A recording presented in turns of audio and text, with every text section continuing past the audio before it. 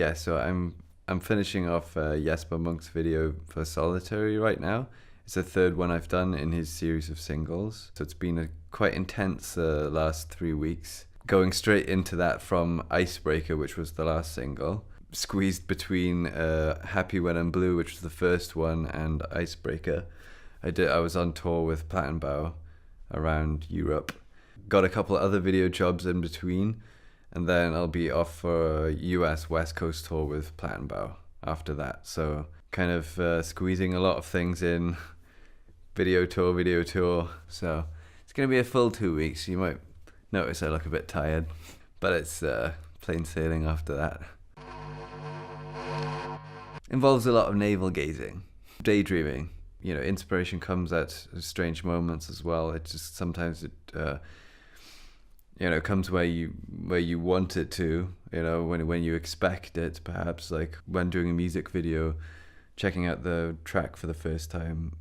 It happened on Solitary this time that it just kind of came straight to me. And of course, there's a lot of details that follow that. But the feeling of inspiration is sometimes just comes out of nowhere when you need it to. Sometimes it never comes when you need it, but you can't force it.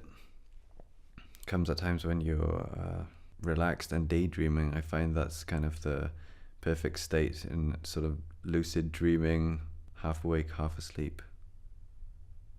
Yeah, but enough about daydreaming. With the film stuff as well as music, I kind of try and I think I naturally want to push my technical limit at any one point and always do something new, which is a fresh challenge or something. Not so much conscious and intentional, I have to challenge myself now. It's more like that's what makes it exciting is the challenge itself, really. Is taking something to the next level or the next step. It seems like a natural step, I think, when something's challenging and not based on some formula that you've tried before. Like writing songs, I would write to the maximum of my playing ability. And often find it hard to play them again. I don't know about if it's a sacred object, but this little stinker. Yeah, I got this just before we went to China with Jesper. And I was looking around for camcorders. And it's not too old. It's not too crap. But it's crap enough to kind of have a cool look to it, but it's small enough and new enough to not be like totally annoying, so you can just take it around, kind of like a pack of 100 fags. But it still like has pretty shitty quality video. What's also not bad is that it doesn't take up loads of file space because the videos are pretty small and shit. So you can stick it straight in your laptop. It's not bad. I brought Blood Brothers' Young Machetes with me. It's one of my favourite albums. 12 years ago, mind. Yeah, what can I say? This is a big inspiration for me, musically, artistically, just in many ways, really. And also a good companion in like very dark times. Because, this is like really delves deep into the snake pit of negativity.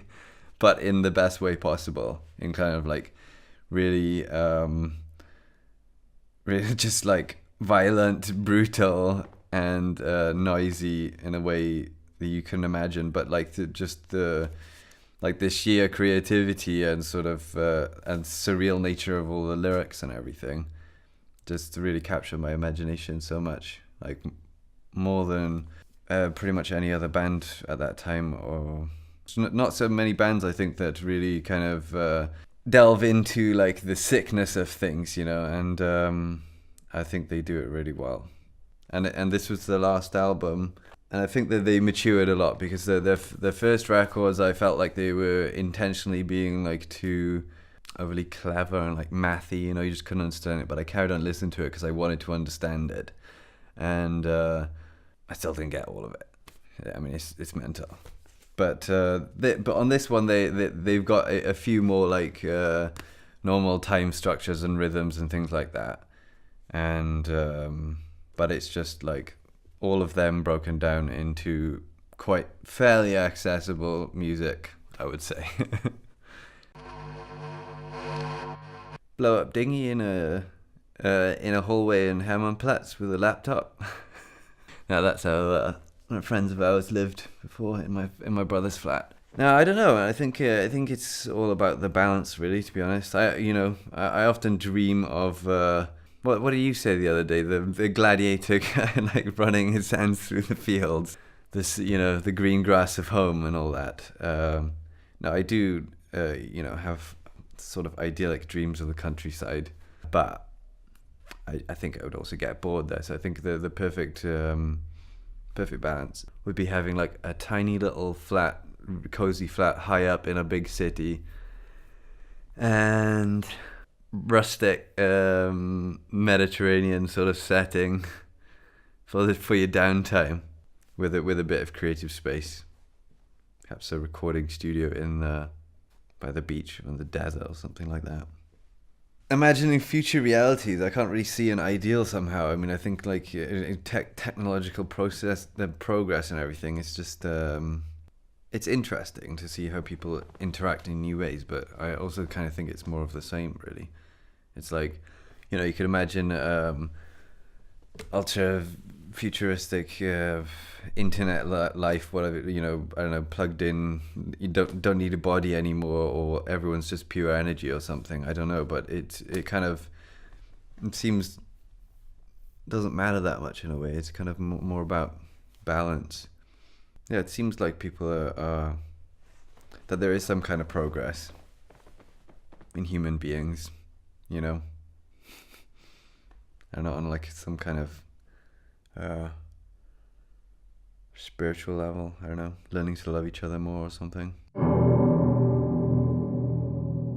I think the fear of the void is a fear that fear of no meaning, of life being meaningless, or there being nothing after death, say, for example. But I think then the flip side of that, in terms of creating art, is more like almost everyone has, meaningful experiences, some more internal meaningful experiences, perhaps in dreams, or just in, I don't know, visions or moments, or just with people, or not experienced with other people, but they feel the need to somehow communicate these things which seem meaningful to others, and people connect together with that, and that is somehow an antidote to this fear of the void. But that also comes back to balance, I think, really, for me. It's fear of the void is one end of the spectrum, in like pure inspiration or connectivity or transmission of ideas through art is kind of the other end of the spectrum, and there's a lot of mediocrity in between. Yeah.